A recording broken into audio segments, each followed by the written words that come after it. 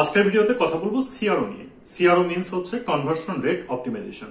আর বর্তমানে এটি hot topic. কেন হট টপিক? কারণ আমরা অনেকেই মনে করি যে অনলাইনে ব্যবসা করা খুবই সহজ। ফেসবুক একটি পেজ খুলে নাও, দেন ক্যাম্পেইন করো, দেন অটোমেটিক সেলস চলে আসবে। কিন্তু বাস্তবতা একটু ডিফারেন্ট।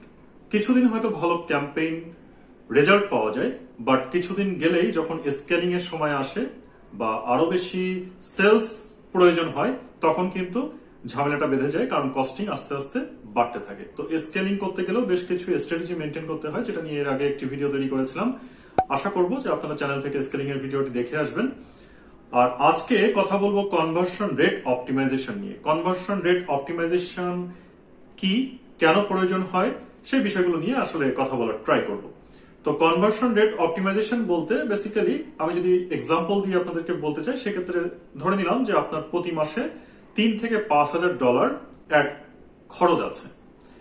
তো আপনি এই অ্যাড খরচের মাধ্যমে কি করছেন? আপনার ওয়েবসাইটে ট্রাফিক নিয়ে আসছেন বা আপনার সেলস পেজে ট্রাফিক আসছে, কিন্তু একটা গবেষণা বলছে যে সেলস পেজে বা ওয়েবসাইটে যে সমস্ত ট্রাফিক আসে তার 100 জনের মধ্যে 1 থেকে 3 জন মানুষ পারচেজ করে। এটা হচ্ছে অ্যাভারেজ একটা হিসাব। এর থেকে বেশিও করতে পারে, আবার কমও করতে পারে। তো এই যে 100 জন মানুষ আপনার ওয়েবসাইট ভিজিট করলো, এই 100 জন মানুষ কিন্তু ফ্রি আসেনি, অর্থাৎ আপনাকে ক্যাম্পেইন করতে হয়েছে, সেজন্য এই 100 জন মানুষ আপনার ওয়েবসাইটে এসেছে। এখন আপনি প্রতিবারই যদি 100 জন মানুষকে আনার জন্য ক্যাম্পেইন করতে চান, তাহলে কিন্তু একটা বিপুল অঙ্কের খরচ এই প্রতিবারই আপনাকে বহন করতে হবে। তো ক্যাম্পেইন রেট অপটিমাইজেশন করলে যেটা হবে, ওয়েবসাইটে যে অ্যাভারেজ গবেষণার রেজাল্টই রয়েছে, অর্থাৎ 1 থেকে 3 ভাগ মানুষ ক্রয় করে, বাকিরা ক্রয় করে না, ওয়েবসাইট থেকে বের হয়ে যায়। কনভার্সন অপটিমাইজেশন করার ফলে আপনার ওয়েবসাইটে এই যে পার্সেসের পরিমাণ আরো বাড়বে। এই যে 3%, সেখানে হয়তো বা 5%, 6% বা 7% বা 9%, মানে এই পার্সেন্টেজটা অ্যাকুরেট ভাবে বলা যায় না, এই কারণে যেটি ডিপেন্ড করছে পোটেনশিয়ালিটির উপরে। আপনার ওয়েবসাইটের পোটেনশিয়ালিটি কেমন বা অ্যাড অ্যাকাউন্টের পোটেনশিয়ালিটি কেমন, তবে এটি বাড়বে কনভার্সন রেট অপটিমাইজেশন করলে। যে কারণে দিন দিন কনভার্সন রেট অপটিমাইজেশন স্পেশালিস্টদের মূল্য বাড়ছে।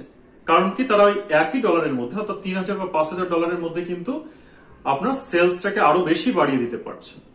তো যে কারণে তাদেরও ডিমান্ড বাড়ছে, এবং প্রত্যেকটা ব্যবসায়ের ক্ষেত্রে কিন্তু আস্তে আস্তে এই যে কনভার্সন রেট অপটিমাইজেশন অ্যাপ্লাই করার প্রবণতা বাড়ছে।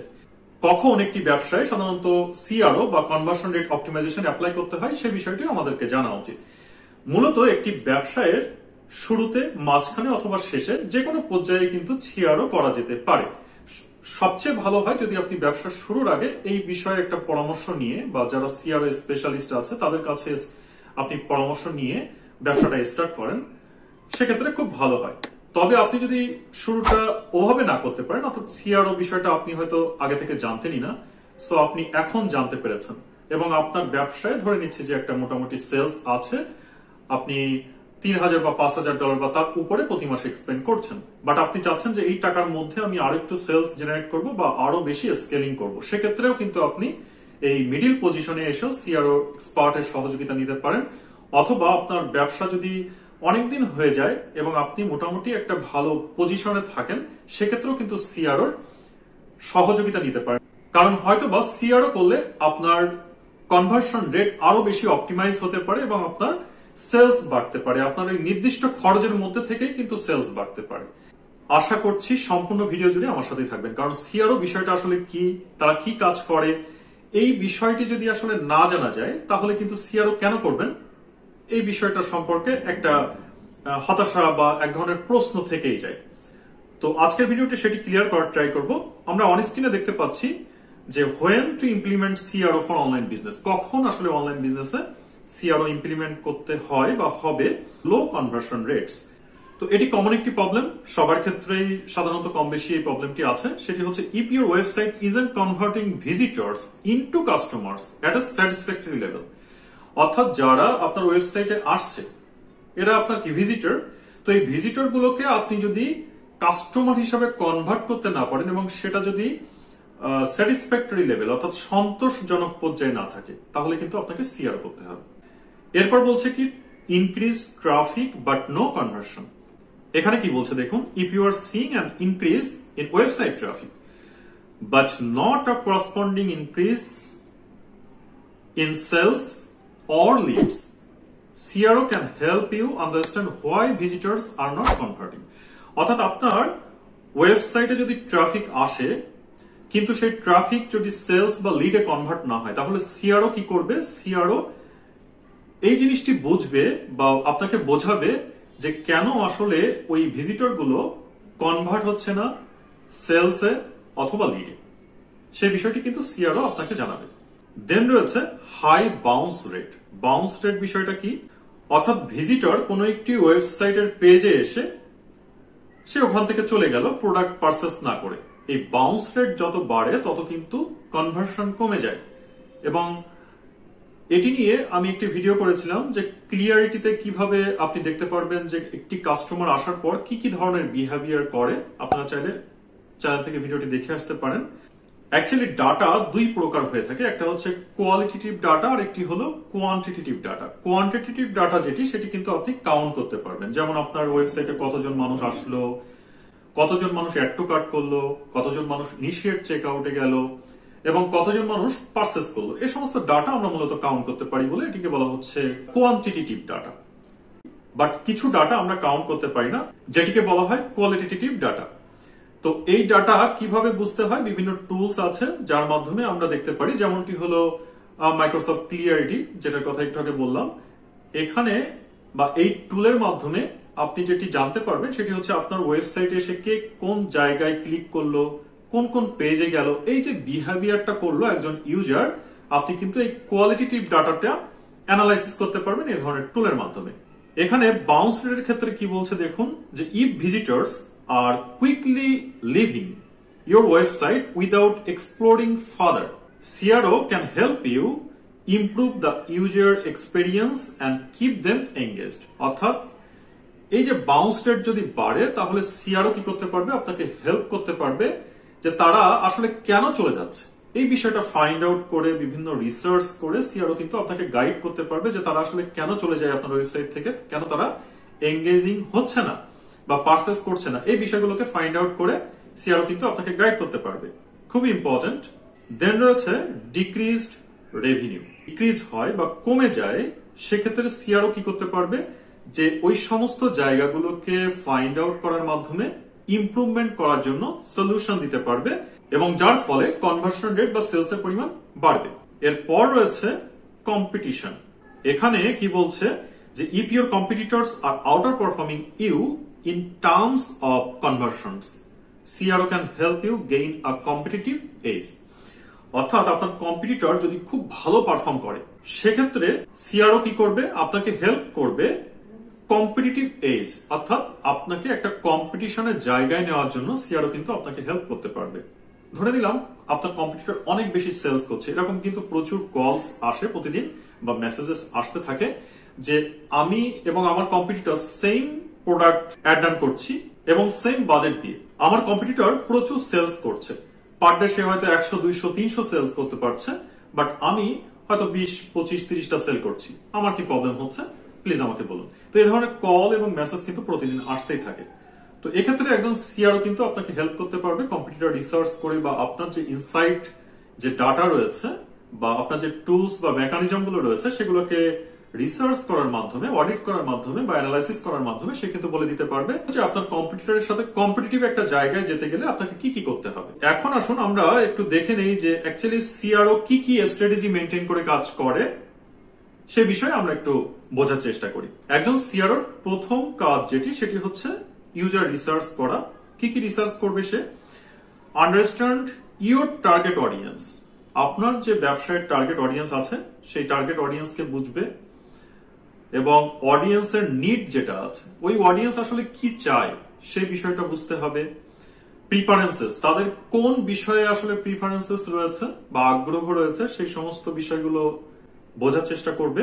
Behaviours and tailor your website to their expectations, এবং এই সমস্ত বিষয়গুলো বোঝার পর আপনার ওয়েবসাইটটিকে তাদের মন মতো করে, অর্থাৎ মন মতো বলতে আমি এখানে বোঝাতে চাচ্ছি যে একজন ইউজার আসলে কি কি বিহেভিয়ার সে করছে ওয়েবসাইটে, সেটি তো অডিট করলে বা অ্যানালাইসিস করলে বোঝা যায়।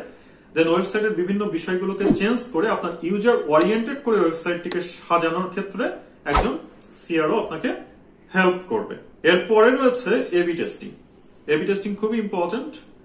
কারণ টেস্টিং ছাড়া ফাইনাল রেজাল্ট কিন্তু সিআরও তে পাওয়া পসিবল না, যে কারণে এবি টেস্টিং অবশ্যই করতে হবে। কিভাবে করবে, এখানে কি বলছে যে experiment with different website elements, ওয়েবসাইটের ডিফারেন্ট টাইপ অফ এলিমেন্টস এর মাধ্যমে এই এবি টেস্টিংটা করা হবে বা করবে একজন সিআরও। কি কি এলিমেন্ট, ফর এক্সাম্পল এখানে রয়েছে হেডলাইনস, অর্থাৎ আপনি যে প্রোডাক্টের হেডলাইনস যেটি দিচ্ছেন সেই হেডলাইনটি আসলে বেস্ট প্র্যাকটিস কিনা। হেডলাইন দেওয়ার কিন্তু বেশ কিছু রুলস রয়েছে, তো সেটি আসলে দেওয়া হচ্ছে কিনা সেটি অ্যানালাইসিস করা। প্রোডাক্টের ইমেজ গুলো ব্যবহার করা হচ্ছে সেটি আসলে প্রোডাক্টের সাথে রিলিভেন্ট কিনা, তার রেজুলেশন ঠিক আছে কিনা, এই সমস্ত বিষয়গুলো সে অ্যানালাইসিস করবে। এবং কল টু অ্যাকশনটি আসলে ঠিক আছে কিনা, এই সমস্ত বিষয়গুলোকে সে বিবেচনায় নিয়ে দেন সে কিন্তু একটা এবি টেস্টিং করবে যে আসলে চেঞ্জ করলে ভালো ফল আসছে নাকি আগের যে পজিশন ছিল সেটি আসলে ঠিক আছে, ইউজার আসলে কোনটা চাচ্ছে, এই বিষয়টা অ্যানালাইসিস করবে। এরপর রয়েছে landing page optimisation. Landing page অপটিমাইজেশনের ক্ষেত্রে সে যেটি করবে, create landing page that are relevant to the ads or search result that brought visitors to your site. তো এমন একটি ল্যান্ডিং পেজ সে তৈরি করতে সহযোগিতা করবে যেটি কি করবে, যেটি কাস্টমার আনতে সহযোগিতা করবে এবং যে ল্যান্ডিং পেজটা অ্যাকচুয়ালি সেলসে কনভার্ট করবে। তো এখানে সেলসে কনভার্ট করা বলতে অ্যাকচুয়ালি যার যার ব্যবসার পার্সপেক্টিভ থেকে চিন্তা করতে হবে। লাইক একটা ই কমার্স ব্যবসার জন্য পারচেজ হচ্ছে সেলস, বাট যারা সার্ভিস ওরিয়েন্টেড ব্যবসা করছেন তাদের জন্য একটা লিড হলো সেলস। যদিও লিড নেওয়ার পর সেটাকে সেলস হিসাবে ক্লোজ করার জন্য মাঝখানে আরো বেশি স্টেপ থাকে, বাট তাদের জন্য সেলস হচ্ছে লিড। আবার যারা ইবুক সেল করছেন তাদের জন্য ডাউনলোড। এক এক ধরনের ব্যবসার জন্য কিন্তু সেলস এই হিসাবটা এক এক রকম। এরপরে রয়েছে call to action CT optimisation. এখানে কি বলছে, use clear compelling CTS that encourage visitors to take the desired action, অর্থাৎ এমন একটি CTA বাটন থাকবে যেটি ভিজিটরদেরকে উদ্বুদ্ধ করবে ওই বাটনে ক্লিক করার জন্য। তাহলে তার কালারটা কেমন হবে সে বিষয়ে একজন সিআরও আপনাকে অ্যাডভাইস করবে। আবার সেই কালারটি আপনার ব্র্যান্ড কালারের সাথে সামঞ্জস্য রয়েছে কিনা এই বিষয়টাও কিন্তু একজন সিআরও এক্সপার্ট আপনাকে নির্দেশনা দিবে বা গাইড করবে। কারণ কালার সাইকোলজিও কিন্তু একটা বড় বিষয়। একটা ওয়েবসাইটে ঢোকার পর যদি আপনার কালার দেখে চোখে খুব খারাপ লাগে তাহলে কিন্তু আপনি সাধারণ অর্থে ওয়েবসাইটে থাকবেন না, বের হয়ে আসবেন, সেক্ষেত্রে কিন্তু অ্যাবান্ডন রেট বাড়তে পারে। তো কালার সাইকোলজি ইমপ্লিমেন্ট করাটাও কিন্তু একটি বড় বিষয়। তো কালার সাইকোলজি অ্যাকচুয়ালি সিআরওর কাজ নয় ইমপ্লিমেন্ট করা, এটি মূলত ব্র্যান্ড ম্যানেজাররা করে থাকে, বাট সিআরও কিন্তু গাইড করবে আপনাকে। কারণ ব্র্যান্ড ম্যানেজার সব ক্ষেত্রে সব ব্যবসায়ের জন্য থাকে না, একটু বড় ব্যবসা বা ইনভেস্টমেন্ট বেশি থাকলে সাধারণত দেখা যাচ্ছে যে ব্র্যান্ড ম্যানেজারের সহযোগিতা নেওয়া হয় বা ব্র্যান্ড ম্যানেজার থাকে। তো এক্ষেত্রে একজন সিআরও কিন্তু আপনাকে এই কালারের বিষয়ে গাইড করতে পারে, পরবর্তীতে আপনি ডেভেলপার দিয়ে সেই কালার গাইড অনুসারে মেনটেন করে নিতে পারেন। এনিওয়ে, এরপর রয়েছে mobile optimisation, very very important. কারণ একটা গবেষণা বলছে যে যত সেল আসে ই কমার্স ব্যবসার ক্ষেত্রে বা যে কোনো ব্যবসার ক্ষেত্রে তার 67% থেকে 70% সেলস জেনারেট হয় শুধুমাত্র মোবাইল ফোন দিয়ে। এটা কিন্তু বিগ একটা ডাটা বা বিগ একটা অ্যামাউন্ট, যে কারণে মোবাইল অপটিমাইজেশন খুবই ইম্পর্টেন্ট। এখানে কি বলছে একটু দেখি, ensure your website is optimised for mobile devices as a growing number of users access the internet through their smartphones and tablets। যেটা বলছিলাম যে ম্যাক্সিমাম নাম্বার অফ পিপল এই মোবাইল ইউজ করে কিন্তু পারচেস করে বা ট্যাবলেট ইউজ করে, সে কারণে এই মোবাইল ফ্রেন্ডলি হয়েছে কিনা আপনার ওয়েবসাইটটি বা মোবাইলে অপটিমাইজ হয়েছে কিনা সে বিষয়টি কিন্তু খুবই গুরুত্বপূর্ণ। এবং একজন সিআরও স্পেশালিস্ট সে কিন্তু এই বিষয়টা অডিট করে আপনাকে কনফার্ম করবে। এর পরে রয়েছে পেজ স্পিড অপটিমাইজেশন। এখানে সে যেটি করবে, improve your websites loading time to enhance user experience, reduce bounce rate. অর্থাৎ আপনার ওয়েবসাইটের লোডিং স্পিড যদি অনেক বেশি হয় তাহলে কিন্তু বাউন্স রেট বাড়তে পারে। আপনি একটা ওয়েবসাইট লিঙ্কে ক্লিক করেছেন কিন্তু সেটা লোড হচ্ছে আপনি কিন্তু ওয়েবসাইটে যাবেন না, কারণ আপনার এত সময় নাই ওই ওয়েবসাইটের জন্য আপনি বসে থাকবেন। অনেক কম্পিটিটর রয়েছে এবং বর্তমানে এআই যুগে আপনি একটা জিনিস খেয়াল করবেন যে আপনি যে কোনো লিঙ্কে ক্লিক করলে এই রিলেভেন্ট অ্যাডগুলো কিন্তু একের পর এক আসতেই থাকে। সো কারোর ওয়েবসাইটে যেতে যদি সময় বেশি লাগে সেক্ষেত্রে কিন্তু কেউ বসে থাকবে না, অন্য ওয়েবসাইটে চলে যাবে বা অন্য কম্পিটিটরের কাছ থেকে সে পারচেস করে ফেলবে। সেজন্য ওয়েবসাইট লোডিং স্পিড কিন্তু খুবই খুবই ইম্পর্টেন্ট এবং এক্ষেত্রে বেস্ট প্র্যাকটিস হচ্ছে 1 to 3 seconds, but up to 5 seconds পর্যন্ত এটাকে কোনোভাবে মেনে নেওয়া যায়। তার থেকে বেশি হলে কিন্তু আপনাকে অবশ্যই কাজ করতে হবে স্পিড অপটিমাইজেশন নিয়ে। তো এই বিষয়ে আসলে কি কি করতে হবে সিআরও আপনাকে গাইড করবে। লাস্ট বাট নট লিস্ট এখানে রয়েছে অ্যানালাইসিস। অ্যানালাইসিসের কোনো বিকল্প নেই। এখানে যেটি রয়েছে, track website performance matrix to identify areas for improvement and measure the impact of CRO efforts. একজন সিআরও এক্সপার্ট এই যে প্রত্যেকটা বিষয়ে কিন্তু অ্যানালাইসিস করবে, সেটি ল্যান্ডিং পেজ থেকে শুরু করে প্রোডাক্ট পেজ, চেকআউট পেজ, প্রত্যেকটা পেজ ওয়েবসাইটের সে অ্যানালাইসিস করবে, অ্যাড অ্যাকাউন্ট অ্যানালাইসিস করবে, অ্যাড ক্রিয়েটিভ অ্যানালাইসিস করবে, প্রত্যেকটা বিষয় অ্যানালাইসিস করে সে কিন্তু রিপোর্ট জেনারেট করবে এবং সেই রিপোর্টের উপরে ভিত্তি করে কিন্তু অ্যাকশনগুলো নেওয়া হবে এবং এই অ্যাকশনগুলোর রেজাল্ট দেখে আবারও পরবর্তীতে অ্যানালাইসিস করতে হবে এবং পরবর্তীতে আবারও রিপোর্ট জেনারেট, দেন আবারও অ্যাকশন নেওয়া। তো এভাবে সিআরও কিন্তু একটি চলমান প্রক্রিয়া। সুতরাং একটি ব্যবসায়ের গ্রোথ ধরে রাখার জন্য একজন সিআরও কিন্তু অনেক গুরুত্ব রয়েছে। এখন বিষয় হলো যে একটি ভিডিওর মাধ্যমে সিআরও সম্পর্কে ডিটেলস আলোচনা করাটা সম্ভব নয়। আমি জাস্ট একটি প্রাথমিক ধারণা দেওয়ার ট্রাই করেছি। আশা করছি যে সিআরও জিনিসটা আসলে কি সে বিষয় সম্পর্কে আপনাদের একটি ধারণা দিতে পেরেছি এবং সিআরওর আসলে কাজ কি সে সম্পর্কে একটি ধারণা দিতে পেরেছি। একজন ব্যবসায়ী হিসাবে আপনাকে সিদ্ধান্ত নিতে হবে যে আপনার ব্যবসার জন্য আসলে সিআরওর প্রয়োজন আছে নাকি নেই।